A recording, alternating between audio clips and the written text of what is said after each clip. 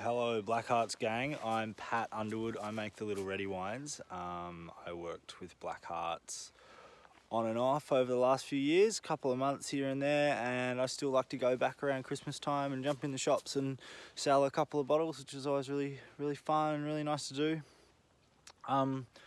So I am on my way between Heathcote and Witchmount, which is where I'm making my wines at the moment. Witchmount is sort of on the northern fringe of Melbourne suburbia.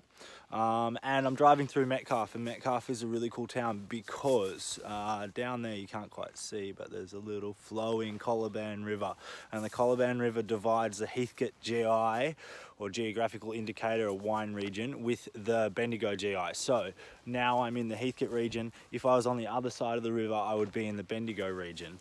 And it's sort of important to get your head around these joins because the soils and the weather changes a lot from the north to south. So while we've got a Heathcote Shiraz in the north, it might be really spicy and really powerful and sort of more red fruited. Down here on the granite soils in the cooler climate, they tend to be more blue fruited, more savory spice, and they're quite different. So it's cool just to get your head around these different pockets of Victoria. And the fun thing about Metcalfe is Bendigo over there, Heathcote up here. This is Metcalfe Elphinstone Road right here.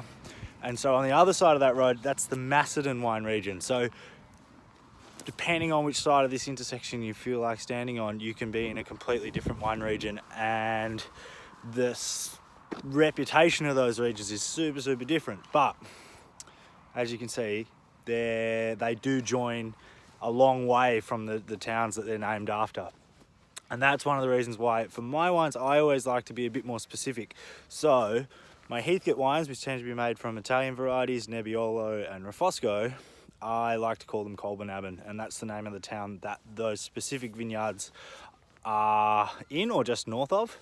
And the soils in Colbinaban are super iron rich, really old Cambrian soils. They're the soils that the Heathcote wine region really is renowned for.